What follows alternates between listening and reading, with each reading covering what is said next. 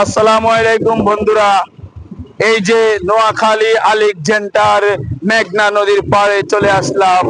এই যে দেখছেন এইখানকার নদী, ঢেউ আর ঢেউ। আসলে আমরা যারা নদী দেখি না, নদীর পাড়ে থাকি না, তারা কখনো এগুলা উপভোগ করতে পারবো না।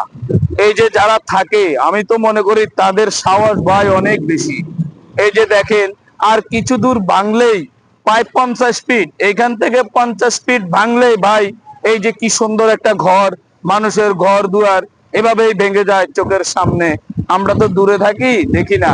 এই যে দেখেন, এখান থেকে অল্প একটু জায়গা, এইখান থেকে নদী ভাঙলেই মানুষের ঘর দুয়ার ভেঙে যায়। আমরা কখনো দেখি নাই, আসলাম ঘুরার জন্য, দেখার জন্য।